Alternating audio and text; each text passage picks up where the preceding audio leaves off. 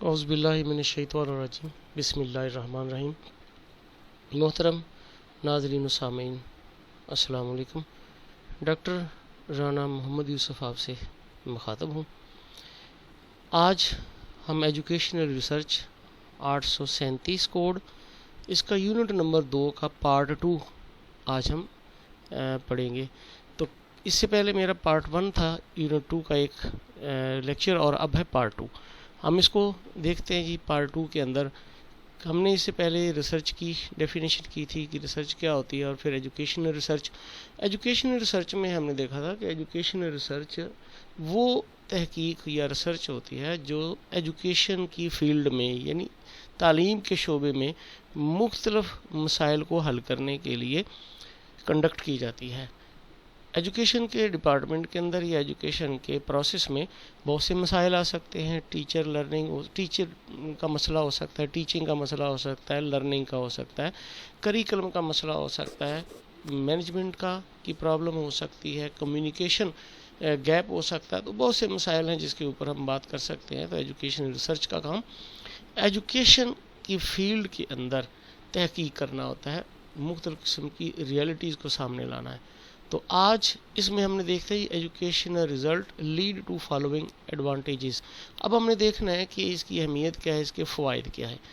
تو educational research communicates economies efforts, educational research economies efforts and increases efficiency. Research کا مقصد ہی مسائل کو حل کرنا ہے۔ ریسرچ کا مقصد مختلف مسائل کی وجوہات کو سامنے لانا ہے، نالج مہیا کرنا ہے، اور ہمیں بہترین آؤٹ پٹ دینا ہے۔ تو ایجوکیشن ریسرچ کا مقصد بھی کیا ہوتا ہے کہ اس کے اندر ہم بڑی کفایت شعرانہ کوششیں کرتے ہیں، اور اس کے نتیجے میں ایفیشنسی یعنی ہماری کارکردگی بہتر ہوتی ہے۔ جب ایک ٹیچر ایجوکیشن ریسرچ کنڈکٹ کرتا ہے تو اس کو اپنے اوپر اعتماد اس کا بڑھتا ہے، اس کی میتھڈالوجی بہتر ہوتی ہے، کانٹیکسٹ کو سمجھنے میں اس کو معاونت ملتی ہے۔ اس طرح سے جو ایجوکیشن ریسرچ ہے، اس کے ذریعے ہمارے سامنے ایسے میتھڈ یا ایسے پروسیجرز آتے ہیں، طریقہ کار آتے ہیں، اصول و ضوابط آتے ہیں کہ جس سے ہم اپنی ایفرٹس جو ہوتی ہیں وہ کم لگاتے ہیں، اور اس سے ایفیشنسی یعنی ہماری کارکردگی بہتر ہوتی ہے۔ اس کے ساتھ ساتھ برنگس کانفیڈنس ان ٹیچر کے اندر اعتماد پیدا ہوتا ہے۔ جب ایک ٹیچر خود ریسرچ کنڈکٹ کرتا ہے اپنی شعبے کے اندر، اپنی فیلڈ کے اندر، یا کوئی اور بندہ کرتا ہے تو اس کے نتائج سامنے آتے ہیں، تو اس سے ایک ٹیچر کو اعتماد ملتا ہے، اس کو خود اس کے کسی مسئلے کے پہلو کو جاننے میں مدد ملتی ہے۔ اس طرح اس کے اندر ایک اعتماد کی فضا قائم ہوتی ہے۔ Brings dignity to the work of the teacher.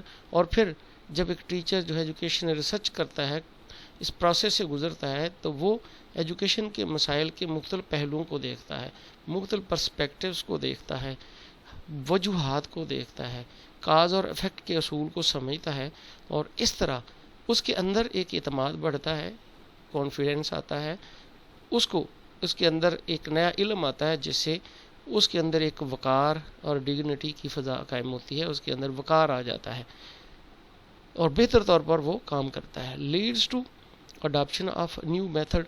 اب یہ بھی ہے کہ تحقیق سے ہی ہمارے سامنے نئے نئے طریقے آتے ہیں، اور نئے طریقوں کو اختیار کرنے میں بھی ہماری کارکردگی بڑھتی ہے، ٹیچر کی ایفیشنسی بہتر ہوتی ہے، اس کا ٹیچنگ میتھڈ بہتر ہوتا ہے، اور حالات کو سمجھنے میں اس کو بہتر مدد ملتی ہے۔ It keeps up alert.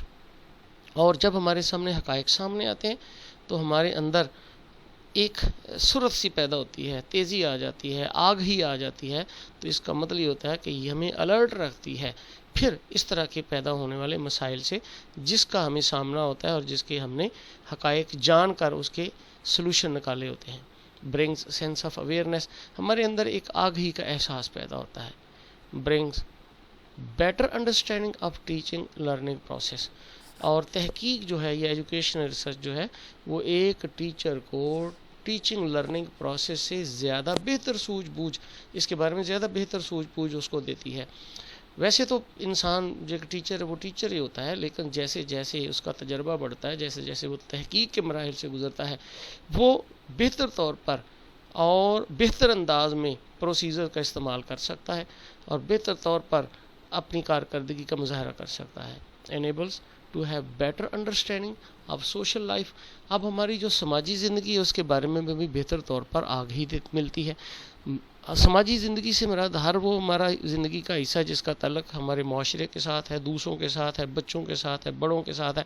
تو یہ ہماری سوشل لائف ہے. اس سے ہمیں سوجھ بوجھ ملتی ہے، نئی نئی ٹیکنیکس ہمارے سامنے آتی ہیں، سوسائٹی کی نیڈز ہمارے سامنے آتی ہیں، سوسائٹی کے ایٹیچیوڈز ہمارے سامنے آتے ہیں، اور اس طرح ہمیں ان کو بہتر سمجھنے میں مدد ملتی ہے. Promotes education reforms. اس کے ساتھ ساتھ تعلیم کے اندر مختلف قسم کی اصلاحات لائی جاتی ہیں، وقت کے ساتھ ساتھ ضرورت کے مطابق اس کو بہتر سے بہتر بنایا جاتا ہے. تو ایجوکیشن ریسرچ جو ہوتی ہے ان ایجوکیشنل ریفارمز کو پروموٹ کرتی ہے، یعنی ہمیں اور اس طرح مائل کرتی ہے کہ ہم تعلیم کے اندر مزید تبدیلیاں لائیں. اب ہم دیکھتے ہیں educational research and educational planning. دو چیزیں ہوتی ہیں، ایک ہوتی پالیسی اور ایک ہوتا پلاننگ. جب بھی کوئی حکومت آتی ہے تو وہ پچھلی پالیسیز کو ریویو کرتی ہے، کریکلم کو ریویو کرتی ہے، اس کو دیکھتی ہے، نصاب کو دیکھتی ہے، تعلیم کے پس منظر کو دیکھتی ہے، تعلیم کے نظام کو دیکھتی ہے، اور پھر پالیسیز بناتی ہے. پالیسی بنائی جاتی ہے آنے والے وقت کی ضروریات کو سامنے رکھ کر، کہ یا جو گیپ آ جاتا ہے ماضی میں اور آج کے دور کے اندر، علم کے اندر گیپ آ جاتا ہے، ٹیکنیکس کے اندر آ جاتا ہے، میتھڈالوجی میں آ جاتا ہے، ضروریات کے اندر آ جاتا ہے، اس کو سامنے رکھ کے پالیسی مرتب کی جاتی ہے. پالیسی میں یہ کیا جاتا ہے کہ آئندہ ہم نے کتنے اسکول بنانے ہیں، کریکلم کس طرح کا ہوگا، ٹیچر ہمارے کس طرح سے ڈیولپ ہونے چاہیے، بچے جو ہیں ان کا وہ سٹینڈرڈ یا کرائٹیریا کیا ہونا چاہیے، ہماری ایجوکیشن انٹرنیشنلی اس کی کیا سکوپ ہونی چاہیے. اب یہ پالیسی جب بن جاتی ہے کہ اس طرح سے ہونا چاہیے، ایسے ایسے ہونا چاہیے، پھر اس کو ہی سامنے رکھ کے پلان کیا جاتا ہے. ظاہر ہے وہ پالیسی فوری تو اس کو امپلیمنٹیشن نہیں نا اس کی کر دی جاتی، یا فوری طور پہ اس کے سارے نتائج نہیں سامنے آتے. ہم اپنے وسائل کو سامنے رکھتے اور حالات کو سامنے رکھتے پلان کرتے ہیں، منصوبہ بندی کرتے ہیں. وہ پلان بنائے جاتے ہیں، پالیسی اینڈ پلاننگ کے. آنے والے 5 سال میں ہم اتنے اسکول کھولیں گے، یہ ٹیچر رکھیں گے، اتنا یہ کریں گے، بچوں کو یہ سہولتیں دی جائیں گی، انفراسٹرکچر میں یہ تبدیلیاں کی جائیں گی. تو اس ضمن میں دیکھتے ہیں کہ ایجوکیشن ریسرچ ایجوکیشنل پلاننگ میں کیا رول ادا کرتی ہے. Educational research has a critical role of playing in guiding educational planning. یعنی ایجوکیشنل پلاننگ کرنے میں ہماری ایجوکیشن ریسرچ بہت اہم کام کرتی ہے. ریسرچ سے ہی تو ہمارے سامنے بہت سی کمزوریاں آتی ہیں، خامیاں آتی ہیں، ہماری ضروریات کا تعین ہوتا ہے کہ آئندہ کیا ضرورت ہے. تو یہ بہتر طور پر ہمارے لیے ایک گائیڈ لائن ہوتی ہے کہ ہم بہتر پلاننگ کر سکیں. Adequate educational planning depends for its success on a systematic knowledge of the social resources, liabilities of people and their culture, of their similarities and differences of the organizations and needs and problems etc. اب جب بھی plan کیا جاتا ہے، کوئی planning کی جاتی ہے، تو اس کے لیے ہمارے پاس ایک مناسب منصوبہ بندی ہونی چاہیے. اب اس منصوبہ بندی کا دار و مدار کس پر ہوتا ہے؟ وہ اس کا دار و مدار اس چیز پر ہوتا ہے کہ ہمیں اپنے سماجی وسائل کے بارے میں ہمارے پاس بہتر علم ہو، کہ سماجی وسائل کے بارے میں بہتر علم ہو. ہمارے سماجی وسائل کیا ہوتے ہیں؟ دیکھیں، سماجی وسائل وہ ہوتے ہیں جس سے معاشرے کے افراد ڈائریکٹلی یا انڈائریکٹلی فائدہ اٹھائیں. اس کے اندر پیسہ جو ہے یہ بھی سماجی وسائل ہیں، وہ بے شک میرے پاس ہے یا کسی اور کے پاس ہے، لیکن اس سے خوشحالی تو آتی ہے. اگر ایک بندے کے پاس پیسہ ہے تو اس کو خرچ کرتا ہے، تو جس کو وہ اپنی ضروریات میں شامل کرتا ہے، جس سے کوئی چیز خریدتا ہے اس کو بھی فائدہ ملتا ہے. جو چیز انویسٹ جہاں وہ اپنے پیسہ کرتا ہے وہاں بھی تو کوئی انڈسٹری بنتی ہے، لوگ اس کے میں کام کرتے ہیں، ان کو بھی فائدہ پہنچتا ہے. تو گویا کہ پیسہ جو ہے یا اگر فلاحی کاموں میں لگاتا ہے تو اس سے بھی لوگوں کو فائدہ پہنچتا ہے، یا اس کی ذات کو تو پہنچ رہا ہے. پھر اسی طرح سے جو خدمات یا سروسز ہوتی ہیں، ایک ٹیچر جو ہوتا ہے وہ معاشرے کے لیے فائدہ مند ہے، اس کی خدمات فائدہ مند ہیں. پھر اسی طرح سے ہماری جو موریلٹی ہے یہ بھی سوشل ریسورسز میں آتی ہے، کہ ہم اچھے اخلاق کا مظاہرہ کرتے ہیں، معاشرے کو بہتر ڈگر پر چلانے کی کوشش کرتے ہیں. سپیچز یا ہمارے علماء کرام کی جو سپیچز وغیرہ ہوتی ہیں، یا علماء کرام کا جو علم ہے، ہمارا ادب ہے، لٹریچر، یہ سارے سوشل ریسورسز ہوتے ہیں. ہم ان کو بھی ان کے بارے میں ہمارے پاس پراپر نالج ہونا چاہیے. پھر اسی طرح سے لائبلٹیز آف دا پیپل، یعنی جو لوگوں کے لیے ہماری خدمات ہیں، جو ان کی خدمات ہم نے سر انجام دینی، ان کے بارے میں ان کو کیا ہے، ان کو کیا خدمات سر انجام دینی، کیا کیا مہیا کرنا ہے. یا لوگوں کی ذمہ داریاں کیا ہیں اس کو بھی دیکھا جاتا ہے. اینڈ دیئر کلچر، اور ان کی ثقافت کو دیکھا جاتا ہے، سماج کو دیکھا جاتا ہے. Of their similarities and differences, یہ بھی دیکھا جاتا ہے کہ مختلف طبقوں کا جو کلچر اس کے اندر کیا اختلافات ہیں اور کیا مماثلت ہے. آف دا آرگنائزیشن، یعنی آرگنائزیشن سے مراد کہ ہماری یہ جو پورا ایک معاشرہ ہے یہ ایک آرگنائزیشن ہے، اس کے اندر جو مختلف معاشروں کے اندر جو اختلافات ہیں یا ان کی مماثلت ان کو بھی دیکھنا چاہیے. کیونکہ جب بھی پلان کیا جاتا ہے تو ایسا نہیں ہوتا کہ کسی ایک طبقے کو فائدہ پہنچا دیا جائے دوسرے کو نقصان، یا کسی ایک طبقے کی حمایت لے لی جائے اور دوسرے سے مخالفت، اس سے قومی اتحاد کو نقصان پہنچتا ہے. تو ہمیں ان کے اختلافات کا بھی پتہ ہونا چاہیے. پھر لوگوں کی نیڈز اور پرابلم کا بھی ہمیں پتہ ہونا چاہیے. یعنی اگر اچھی منصوبہ بندی کرنی ہے ایجوکیشن کے اندر، اچھی ایجوکیشنل پلاننگ کا دار و مدار ہی اس ایسے علم پر ہے جس علم کا تعلق سماجی وسائل سے ہو، کہ ہمیں سماجی وسائل کا علم ہونا چاہیے، لوگوں کی ضروریات کا پتہ ہونا چاہیے، ان کے مسائل کا پتہ ہونا چاہیے، ان کے اختلافات کا اور ان کی مماثلت کا پتہ ہونا چاہیے. تو بہتر. تو اب یہ کس سے ہوگا؟ جب ہم ریسرچ کرتے ہیں تو اس سے ہمارے سامنے یہ ساری چیزیں آتی ہیں اور نالج ملتا ہے. Any effort at educational planning is bound to fail if it is based on fictitious assumption of planners. یعنی اگر جو پلانر ہے، جو منصوبہ بندی کرنے والا ہے، وہ صرف افسانوی اعداد و شمار کے اوپر بنیاد رکھ دے اپنی پلاننگ کی، یعنی فرضی پلاننگ کر لے، فرضی اعداد و شمار طے کر لے، فرضی باتیں رکھ لے کہ یہ پلان کا حصہ ہے، تو وہ سارے کا سارا بے مقصد پلاننگ ہوگی.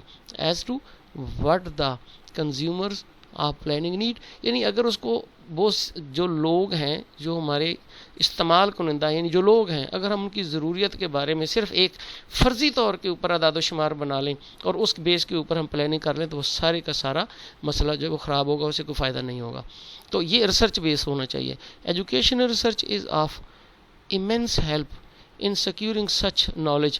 اب ان لوگوں کے بارے میں، لوگوں کی ضروریات کے بارے میں علم حاصل کرنے کے لیے ایجوکیشن ریسرچ جو ہے یہ بہت زیادہ معاونت کرتی ہے، یہ بہت زیادہ ہماری مدد کرتی ہے.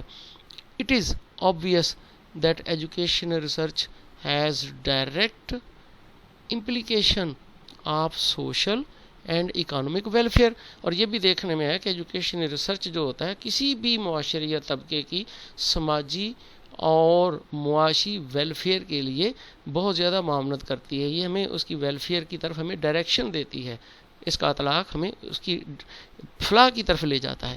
Education researchers analyse the problem in the total context.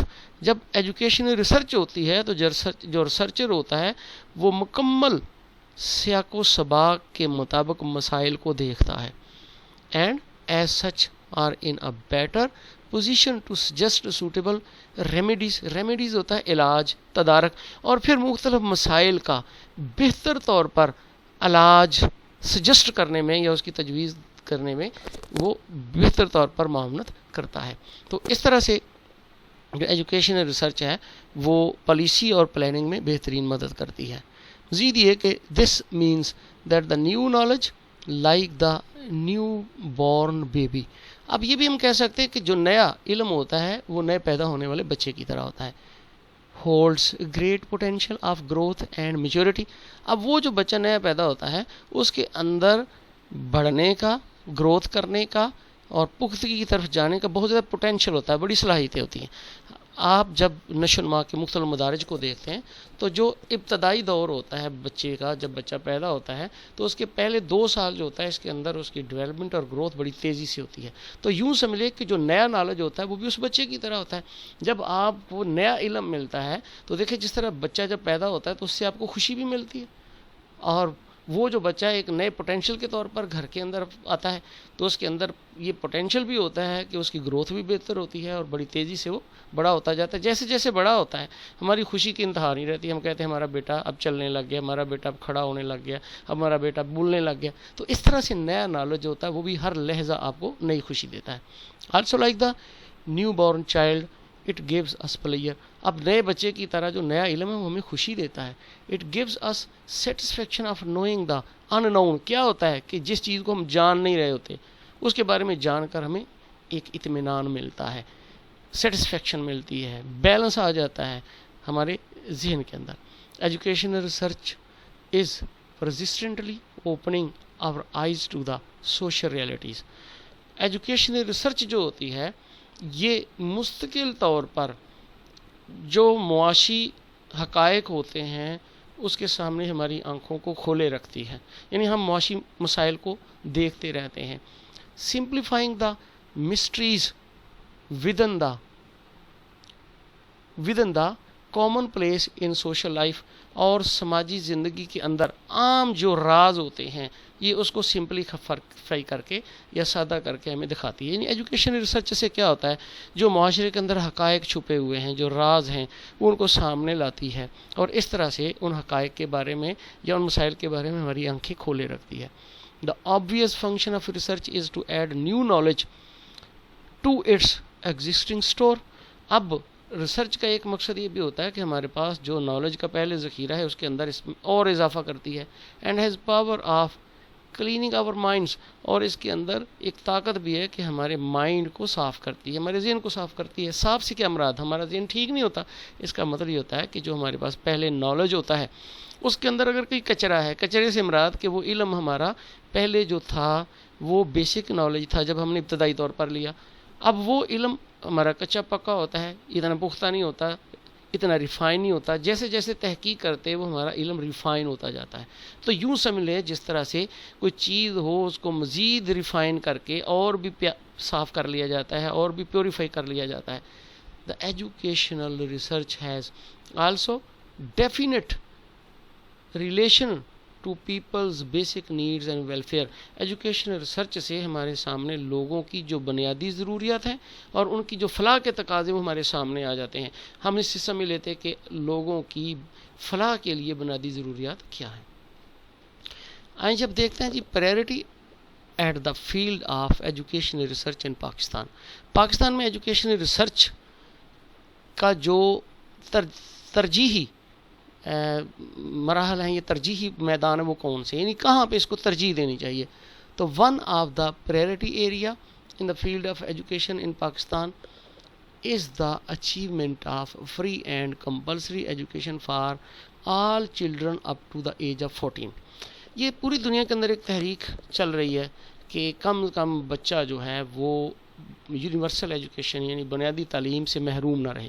تو پہلا ہمارا پاکستان کے اندر ہمارا مقصد ہے کہ 14 سال کی عمر تک پہنچنے والا ہر بچہ جو ہے وہ کم از کم لکھ پڑھ سکتا ہو، بنیادی تعلیم سے وہ آگاہ ہو. تو سب سے پہلا میدان تو یہ ہے کہ اس کے اندر ہم ریسرچ کریں، ایجوکیشنل ریسرچ کے ذریعے سامنے لائیں کہ حقائق وہ کون سے ہیں جس کی وجہ سے بہت سے بچے جو ہیں وہ ایجوکیشن حاصل نہیں کر پاتے یا اسکول میں آتے ہیں تو جلدی اسکول چھوڑ دیتے ہیں. وہ کون سے ان کے معاشی مسائل ہیں، کون سے ان کے نفسیاتی مسائل ہیں، یا کون سی ایسی باتیں ہیں جس کی وجہ سے وہ پڑھ نہیں پاتے. Any research and innovation which will help to extend the educational programme to girls and to the weaker section of the community will certainly contribute to national development. یہاں پہ دو باتیں ہوئی ہیں، ایک ریسرچ کی ہوئی ہے، ایک انوویشن کی ہوئی ہے. میں انوویشن کو چینج میں لوں گا. دیکھیں دو باتیں ہوتی ہیں، ایک چینج ہوتی ہے اور ایک انوویشن. چینج بھی ایجوکیشن کے اندر آتی ہے اور انوویشن بھی آتی ہے.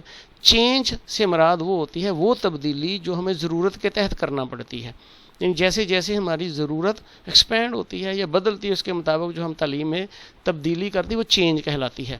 لیکن اگر کوئی نئی چیز ہم متعارف کروائیں ایجوکیشن کو پروموٹ کرنے کے لیے، کوئی نئی چیز یعنی جو ضرورت کے تحت نہ ہو بلکہ موٹیویشن دینے کے لیے ہو، اس کے اندر ایک طرح کی انسپائریشن دینے کے لیے ہو، وہ نئی چیز کو متعارف کریں تو اس کو انوویشن بولتے ہیں، یعنی کوئی تحریک دے دینا، وہ اس طرح سے کام کر دینا. تو اب دوسری جو ضرورت ہے وہ یہ ہے کہ جو ہمارے طبقات ہیں، کمزور طبقات، خاص طور پہ آج بھی ہم بچیوں کو تعلیم سے بہت سے علاقوں میں محروم رکھا جاتا ہے یا طبقوں میں، ان بچیوں کو تعلیم دینے کے لیے ریسرچ کی جائے. کون سی ریسرچ کی جائے یا کون سی انوویشن لائی جائیں کہ ان بچیوں کو بھی تعلیم کے دھارے میں شامل کر لیا جائے اور وہ ڈیولپمنٹ میں اپنا حصہ لیں. تو اس طرح سے دوسرا جو فیلڈ ہمارے لیے ہے وہ ہے بچیوں کی تعلیم کی طرف لانا. ان دس کنیکشن اس میں ہم دیکھتے ہیں drop out rate in the school education is very high. School کے اندر ہم دیکھتے ہیں کہ ڈراپ آؤٹ ریٹ بہت زیادہ ہے، یعنی بہت سے بچے جو ہیں وہ مختلف مدارج کے اوپر تعلیم کو چھوڑ دیتے ہیں، اسکول چھوڑ دیتے ہیں فار ویریس ریزن، مختلف وجوہات ہوتی ہیں. It is not likely to decrease very much in the near future. اور اب یہ بھی نظر نہیں آ رہا کہ بہت مستقبل قریب میں یہ جو ڈراپ آؤٹ ریٹ وہ کم ہو جائے گا. Well every attempt should be made to increase the holding power of the school. اب ہولڈنگ پاور آف اسکول سے کیا مراد ہے؟ یعنی اسکول کے ساتھ بچوں کو لگے رہنا، یا اسکول کا بچوں کو اپنے ساتھ لگائے رکھنا، یا اسکول سے نہ جانے دینا. ایسے اقدامات کرنا کہ بچوں کو فیسیلیٹیٹ کیا جائے، یا بچوں کو ترغیب دی جائے، یا لوگوں کے مسائل کو حل کیا جائے کہ اسکولوں کے اندر سے بچے نہ جائیں. اس میدان میں ہمیں خاص تحقیق اور ریسرچ کی ضرورت ہے. One should also think of non-formal education as a possible alternative. اچھا، اب یہ ہے کہ اگر بچے ڈراپ آؤٹ کی طرف جا بھی رہے ہیں، بچے چھوڑ رہے ہیں مختلف معاشی مسائل کی وجہ سے، گھر کے مسائل کی وجہ سے، تو پھر کیا ہے کہ ہمیں فارمل ایجوکیشن کی، نان فارمل ایجوکیشن کی طرف بھی جانا چاہیے. اب نان فارمل ایجوکیشن تو وہ ہے نا جو ان اداروں سے ہٹ کر ہو. ایسی تعلیم بالغاں کے ادارے بنائے جائیں، یا ایسی تحریک چلائی جائے جس طرح سے ایران کے اندر اب سے کافی دیر پہلے وہاں پہ انہوں نے ایک تحریک چلائی تھی کہ ہر پڑھا لکھا بندہ جو کم سے کم اتنے لوگوں کو پڑھائے تاکہ ان کے ہاں 100% ایجوکیشن ہو جائے. تو وہ نان فارمل ایجوکیشن کو بھی پروموٹ کرنا چاہیے، اس کے اوپر بھی ہمیں تحقیق کرنی چاہیے اور ریسرچ کرنی چاہیے. Organisation and methods of self learning will also have to be evaluated. اسی طرح یہ ہے کہ سیلف لرننگ کو بھی پروموٹ کرنا چاہیے. جس طرح سے ہمارے یہاں ورچوئل یونیورسٹیز کا قیام ہے، یا کوئی ایسا پروسیس ہو کہ انٹرنیٹ کے ذریعے یا مختلف آن لائن لیکچرز کے ذریعے بچے جو ہیں وہ گھر پہ بیٹھ کے بھی پڑھ سکے اپنے کام کے ساتھ ساتھ. so that children in school learn better and those who drop out from school are not left out the country's educational effort. اب یہ کہ جو بچے اسکول میں وہ بہتر طور پر پڑھ سکے، اور جو اسکول سے باہر چلے جائیں وہ بھی ہمارے سسٹم سے باہر نہ نکلے بلکہ تعلیم کا حصہ رہیں. تو اس طرح سیلف لرننگ کو، اس کے ساتھ ساتھ ہی کہ again considering the rate of population growth which is not likely to decline rapidly in the near future, one has to consider whether education should be coextensive with schooling. اب یہ بھی ہے کہ ہمارے ہاں آبادی کی ریشو جو ہے وہ بڑی تیزی سے بڑھ رہی ہے، تو کیا ہم اس بات کو بھی سوچ سکتے ہیں کہ ہم اپنی ایجوکیشن کو اسکول میں بہت وسیع کر دیں، اس کی وسعت کو بڑھا دیں. Because if so, the number of schools and teachers required will be so large that the necessary resources are not likely to be available. کیونکہ اگر ہم ایسا نہ کر سکے کہ ان اسکولوں کی ایفیشنسی کو نہ بڑھا سکے جو اسکول ہمارے پاس موجود ہے، یعنی اس کو زیادہ سے زیادہ بہتر طور پر ہم استعمال میں لائیں، آبادی جس طرح بڑھ رہی ہے تو ہم اپنے اسکولوں سے زیادہ فائدہ اٹھائیں. اگر ہم ایسا نہ اٹھا سکے تو پھر آبادی اتنی سے بڑھ جائے گی کہ ہمیں اتنے اسکول اور اتنے زیادہ ٹیچر جو درکار ہوں گے، ہمارے وسائل اس کو پورا نہیں کر سکیں گے. اب اس کو کیسے ہم کو ایکسٹینسو کر سکتے ہیں اسکولنگ کو؟ اس سے یہ ایکسٹینسو سے مراد ہوتا ہے اس کو وسعت دینا. جس طرح سے 2 شفٹ ہو سکتی ہیں، لاہور کے اندر تو بڑی دیر سے 2 شفٹ چل رہی ہیں بہت سے اسکولوں کے اندر، تو 2 شفٹ سے چلا سکتے ہیں. پھر ایسے ادارے جو اپنا تعلیم سے ہٹ کے بھی ہیں، سرکاری ادارے، ان کو اسکولز میں سیکنڈ ٹائم چینج کیا جا سکتا ہے. بہت سے ادارے پہلے بھی ایسے چل رہے تھے کہ میونسپل کمیٹی کے وہ دفاتر ہوتے تھے تو سیکنڈ ٹائم وہاں پہ اسکول چلتا تھا. تو اس طرح سے ان کو زیادہ سے زیادہ فعال کیا جا سکتا ہے. How education can be made more relevant to the socio economic needs of the country is another important area of research. اب ریسرچ کا ایک اور بھی شعبہ ہے. ہماری جو ضروریات معاشی اور سماجی ہوتی ہیں اسی کے مطابق ہمارا کریکلم ہوتا ہے. جو کریکلم ہے نا اس کی بنیاد ہی ہمارے سوشو اکنامک نیڈز پر ہوتی ہے، یعنی ہمارے معاشی سماجی جو ضروریات ہیں اس پر ہوتی ہیں. ایک معاشرے کی جو ضروریات ہے وہی کریکلم رکھا جاتا ہے اس کی ضروریت کو سامنے رکھ کے. اب دیکھنے میں یہ بھی آتا ہے کہ ہمارا کریکلم ان ضروریات کو پورا نہیں کرتا. اب اس کے اوپر بھی ریسرچ کرنی چاہیے کہ کس طرح سے ہم اپنی جو سوشو اکنامک نیڈز ہیں اس کو ایجوکیشن کا حصہ بنا سکیں. In the area of talent it is not only important to identify talent at all levels of education but also to find out ways and means to develop the talented children. اب talent کو تلاش کرنا، talent کہاں پہ، دیکھیے ہر بچہ talented ہے، اس کے اندر اللہ تعالیٰ نے بہت زیادہ ٹیلنٹ رکھا ہے، لیکن ہم ان کی صحیح طرح سے آبیاری نہیں کر پاتے، یا اسکولوں کے اندر ان کو اس طرح سے نرش نہیں کیا جاتا، یا اس طرح سے کیئر نہیں کی جاتی کہ وہ ٹیلنٹ سامنے ہے. پھر اس طرح سے بہت سے طبقات ہیں جہاں پہ بچے جو ہے تعلیم سے محروم ہے، تو وہ ٹیلنٹ جو ضائع ہو رہا ہے اس ٹیلنٹ کو نکالنا، باہر نکالنا، اس سے فائدہ لینا. But also to find out ways and means to develop the talented children. اب ان ٹیلنٹڈ بچوں کو ڈیولپ کرنا، اس میں ہم ریسرچ کر سکتے ہیں کہ وہ کیسے کر سکتے ہیں. دس میں require careful examination of the concept of talent. پہلے تو ہمیں یہ دیکھنا ہوگا کہ ٹیلنٹ کا کنسیپٹ ہے کیا in the context of developing societies. یعنی جو ترقی پذیر معاشرے ہیں وہاں پہ اس ٹیلنٹ کا پہلے مفہوم دیکھنا پڑے گا. اس سے آگاہی ضروری ہے، اس پہ اوپر ریسرچ کی جا سکتی ہے. اب ہم دیکھیں scope of education in education, scope of research in education. The importance of educational research in national development is now being increasingly realized all over the world. پوری دنیا کے اندر اب ریسرچ کی اہمیت کو محسوس کیا جا رہا ہے کہ ایجوکیشن کے فیلڈ کے اندر ریسرچ ہونی چاہیے. This is apparent from the educational progress in the developing countries. اب وہ جو ترقی پذیر ممالک میں ہیں وہاں پہ ان کی جو ایجوکیشنل پروگرس ہے، جو ترقی ہے، اس سے ہی ظاہر ہوتا ہے کہ اس کی کیا اہمیت ہے. Particularly from the fact that education had become more and more effective, dynamic and purposeful in the countries where research has flourished. کیونکہ خاص طور پہ یہ دیکھنے میں آتا ہے کہ جن ممالک کے اندر جو ریسرچ نے نشو نما پائی، جہاں پہ تحقیق کو پروان چڑھایا گیا، وہاں پہ ایجوکیشن جو ہے وہ زیادہ مؤثر، زیادہ متحرک اور زیادہ بامقصد بن گئی ہے. It is not the basis of research. It is on the basis of research that the function of education has been broadened. اب جو تعلیم کے وظائف ہیں وہ بھی وسیع ہو چکے ہیں ریسرچ کی وجہ سے. یعنی وظائف سے مراد کام، کہ تعلیم کے کام بھی پہلے سے زیادہ ہو چکے ہیں. تعلیم ہمارے بہتر طور پر زیادہ کام آ رہی ہے، زیادہ وسعت اختیار کر گئی ہے. ایجوکیشن پہلے تو لوگوں کو صرف لکھنے پڑھنے تک تھی، پھر ایجوکیشن نے انڈسٹری کا درجہ بھی حاصل کیا، پروفیشنلزم کی طرف چلے گی. اب ایجوکیشن جو ہے وہ اتنی براڈ ہو گئی ہے کہ گلوبلائزیشن سے فائدہ اٹھانے میں بھی ایجوکیشن اپنا سر انجام دے رہی ہے. پھر ایجوکیشن کو پاپولیشن سے جوڑا گیا کہ پاپولیشن کو کنٹرول کرنے کے لیے بھی پاپولیشن ایجوکیشن ایک سبجیکٹ جو ہے وہ بنایا گیا. تو گویا یوں سمجھ لیں کہ جیسے جیسے ہم ریسرچ کرتے ہیں ایجوکیشن ہمارے مزید فائدے میں آتی ہے اور اس کے کام بڑھتے جاتے ہیں. Education research has a great bearing on the role of education in introducing social and economic changes. یعنی جب ہم نے سماجی اور معاشی تبدیلیاں لانی ہیں تو اس کے اندر ایجوکیشن ریسرچ اپنا بہترین کام سر انجام دے سکتی ہے.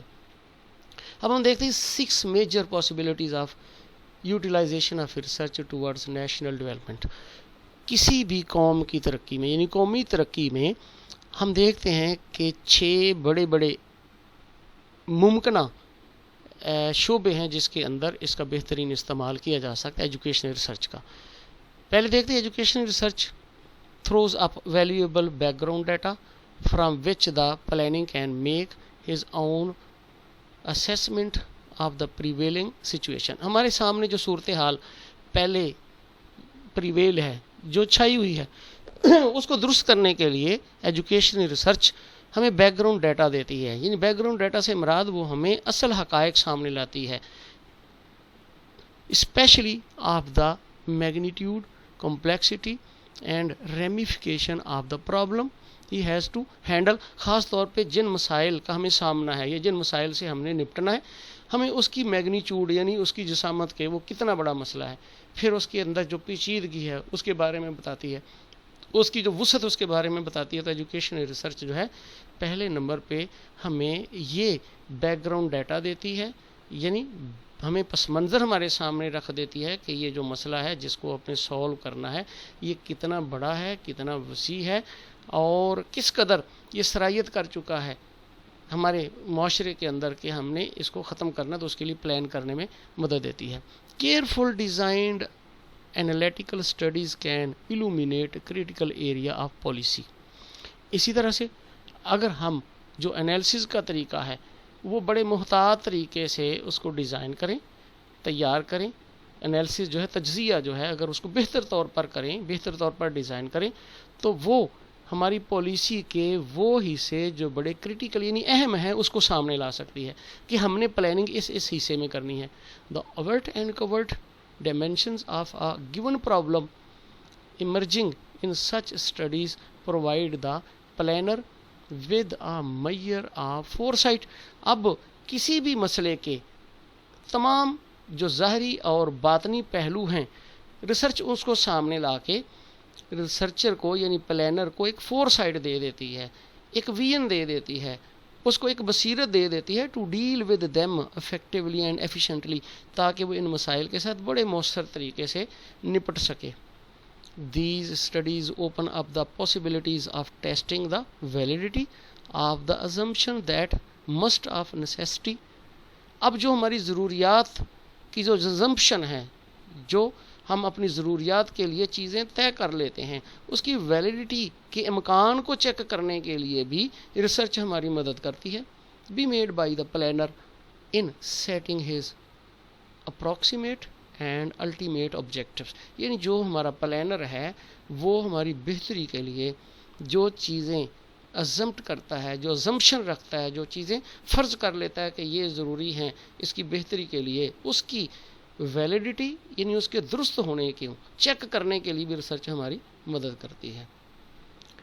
They enable the planner to estimate the possible consequences and cost of the different choices available to them and determine the path for the attainment of their goal.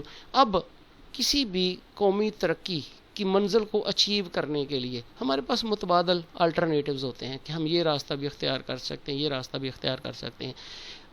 Research جو ہوتی ہے وہ planner کو اس قابل بناتی ہے, یعنی منصوبہ بنانے والے کو اس قابل بناتی ہے کہ وہ مختلف جو الٹرنیٹو ہیں یعنی جو متبادل راستے ہیں, متبادل طریقے ہیں ترقی حاصل کرنے کے, ان کے ممکنہ نتائج کو اور ان کے اوپر لگنے والی کاسٹ کو یعنی جو پیسہ خرچ ہوتا ہے ان دونوں کو سامنے لا سکتا ہے. اب کاسٹ سے میرا صرف پیسہ ہی نہیں بلکہ اس کے اوپر جو ٹائم خرچ ہوتا ہے, اس کے اوپر ہماری جو توانائی خرچ ہوتی ہے, ان سب کو اور اس سے ملنے والے نتائج دونوں کو سامنے لاتا ہے کہ کون کون سے متبادلات ہیں کہ یہ راستہ اختیار کرے, یہ طریقہ کرے تو کیا فائدہ ہوگا, یہ کرے تو کیا ہوگا, یہ کرے تو کیا ہوگا. یہ ریسرچ سے ہی ممکن ہے. Diagnostic studies suggest where and why particular project gearing. اب ایک ڈائگنوسٹک اسٹڈی ہوتی ہے. ڈائگنوسٹک وہ ہوتا ہے جس کو تشخیصی مطالعہ کہتے ہیں, تشخیصی تحقیق. تشخیصی کیا ہے؟ جس طرح ڈائگنوسٹک ٹیسٹ آپ کرواتے ہیں نا ڈاکٹر سے کہ دیکھیں جی مجھے کون سی بیماری, تو اس کے اندر آ جاتا ہے کہ شوگر لیول یہ ہے, یہ ڈائگنوسٹک ہے. اسی طرح تعلیم کے اندر مختلف قسم کے جو منصوبے چل رہے ہوتے ہیں ان کی خوبیوں خامیوں کو دیکھنے کے لیے بھی ڈائگنوسٹک اسٹڈی کی جاتی ہے, ریسرچ کی جاتی ہے. تو وہ یہ دیکھتی کہ کون سے منصوبے کہاں کہاں چل رہے ہیں. There unattended consequences are also brought to light. اب بہت سے اس کے ایسے نتائج ہوتے ہیں جن کو کبھی کسی نے ٹچ نہیں کیا ہوتا, دیکھا ہی نہیں ہوتا, ان سین ہوتے ہیں, کبھی ان کے ساتھ ہم نے ان کو نپٹنے کی کوشش نہیں کی جاتی, تو ریسرچ ان کو سامنے لاتی ہے. Diagnostic study. Wide dissemination of educational research finding. اب اگر ہم ایجوکیشنل ریسرچ کی جو فائنڈنگ ہیں, جو نتائج ہیں, ان کی وسیع تشہیر کر دیں, ان کا وسیع پرچار کریں, تو increases general awareness in the respect of the situation to be met as well as the policy designed for the purpose. تو پھر جو صورتحال ہوتی ہے اس کے بارے میں بھی ہمیں آگاہی ملتی ہے, اور پھر جو ہمارے مقاصد جو ہوتے ہیں جس کے لیے ہم نے پالیسی ڈیزائن کرنی ہے اس میں بھی ہمیں مدد دیتی ہے. دس may enhance the credibility of particular policies and prepare the people for them. اس سے کیا ہوتا ہے کہ جو اگر یہ تحقیق کر لی جائے تو ہم جو پالیسیز بناتے ہیں اس کی کریڈیبلٹی یعنی اس کے بہتر ہونے کے بارے میں, اس کے قابل بھروسہ ہونے کے بارے میں ہمیں ایک طرح کا سرٹیفکیٹ مل جاتا ہے. یعنی اس کی کریڈیبلٹی کو وہ بہتر کرتی ہے, انہانس کرتی ہے, ہمیں اس کی کریڈیبلٹی مل جاتی ہے اور لوگوں کو بھی اس کے لیے تیار کر دیتی ہے. It may also help towards building up popular pressures for reformulation of particular policies. اس سے یہ بھی ہوتا ہے کہ کوئی خاص پالیسی کو فارمولیٹ کرنے میں, ریفارمولیٹ کرنے میں یا دوبارہ اس کو بنانے میں ایک قسم کا سماجی پریشر بھی بلڈ ہو جاتا ہے. تاکہ لوگ اس کے اوپر اٹھ کھڑے ہوتے ہیں کہ بھائی یہ اس کے اوپر دوبارہ تحقیق کی جائے، یہ پالیسی ٹھیک نہیں ہے، اس کو ریویو کیا جائے اس کے اوپر. تو اس طرح سے تحقیق کے ذریعے وہ کسی پالیسی کے نقائص ہمارے سامنے آ جاتے ہیں اور لوگوں سے رد عمل بھی مل جاتا ہے. For weeding them out all together, weed جڑی بوٹی کو کہتے ہیں ویڈنگ دیم آل ٹوگیدر، اس کے اندر جو خرابی ہیں اس کو نکالنے کے لیے ایک ہمیں سماجی پریشر بھی مل جاتا ہے، جو جواز بن جاتا ہے کہ پالیسی کو ریویو کیا جائے. اس کے بعد ہم دیکھتے ہیں جی ایتھکس آف ریسرچ. ریسرچ کی کچھ اخلاقی حدیں بھی ہوتی ہیں، ایتھکس ہوتی ہیں. وہ ایتھکس کون سی ہیں؟ یعنی جن کے اوپر ہم نے عمل کرنا ہوتا ہے، جن کو ہم نے فالو کرنا ہوتا ہے. تو ایتھکس وہ چیزیں ہیں کہ کچھ اصول و ضوابط ہیں، کوئی نارمز ہیں جن کو فالو کرنا پڑتا ہے. تو اس میں دیکھتے ہیں جی ایتھیکل ٹریٹمنٹ ڈیورنگ ریسرچ. جب ریسرچ کر رہے ہوتے ہیں تو وہ کون سی اخلاقی اصول و ضوابط ہیں؟ پہلے protecting the right to refuse or withdrawn. جس بندے سے آپ نے ڈیٹا لینا ہے، یہ انفارمیشن لینی ہے، آپ اس کو رائٹ دیں کہ وہ آپ کی درخواست کو قبول کر لے یا ریجیکٹ کر دے.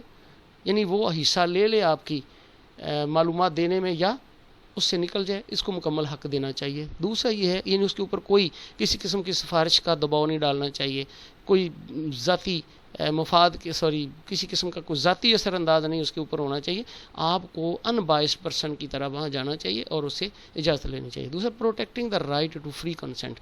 اب اس کو یہ حق دینا چاہیے کہ وہ اپنی مرضی سے آپ کو اجازت دے. تیسرا یہ کہ protecting the right to informed consent. اب یہ کہ آپ نے جو اس سے اجازت نامہ لینا ہے یا وہاں پہ جانا ہے تو وہ بھی انفارمڈ، یعنی اس کو اطلاع دے کے جانا ہے، بغیر بتائے نہیں جانا. اور اس میں ایک اور بھی ہوتے ہیں انفارمڈ کنسنٹ سے مراد یہ بھی ہوتی ہے کہ آپ جس ڈپارٹمنٹ کی طرف سے ریسرچ کر رہے ہیں، جس نے آپ کو اجازت دی ہے، ان کا ایک لیٹر بھی ان کو بھیجا جاتا ہے تاکہ وہ اس کو اطلاع مل جاتی ہے کہ یہ بندہ جو ہے فلاں ادارے کی طرف سے ریسرچ کرنے آ رہا ہے تو اس کے ساتھ ہیلپ کی جائے. اس کے ساتھ ساتھ ہم یہ دیکھتے ہیں کہ ensuring confidentiality of research data. جو ڈیٹا آپ اس سے لے رہے ہیں، معلومات لے رہے ہیں، وہ اس کے ادارے کا ہے یا اس کے گھر کا ہے یا اس کی ذات کے بارے میں ہے، ہم نے اس کو کانفیڈینشیلٹی دینی ہے، یعنی اس کو اعتماد میں رکھنا ہے، اس کو کہیں پہ ایکسپوز نہیں کرنا، کسی اور بندے کو وہ شیئر نہیں کرنا. Maintain security of information and confidentiality, privacy and anonymity. یعنی انانیمیٹی نہ تو ہم نے اس سے کوئی فائدہ لینا ہے، پرائیویسی سے مراد کہ ہم نے پورا اس کو تحفظ دینا ہے، راز کو راز رکھنا ہے، کسی کو باہر بتانا نہیں ہے اور کسی کی اس تک اپروچ نہیں ہونے دینی. پھر ڈسیپشن مسٹ بی جسٹیفائڈ. اور اگر کہیں پہ غلط فہمی پیدا ہو تو آپ نے اس کو جسٹیفائی کرنا ہے. ریسرچر نے اس کے بارے میں کلیریفیکیشن دینی ہے، جسٹیفیکیشن دینی ہے، یعنی اس ڈسیپشن کو جو غلط فہمی پیدا ہوگی اس کو ختم کرنا ہے. تو یہ تھا اس یونٹ نمبر 2 کا لیکچر نمبر 2. تو اللہ تعالیٰ میرے اور آپ کے علم میں اضافہ فرمائے اور ہمیں اپنی حفظ و امان میں رکھیں. اللہ حافظ.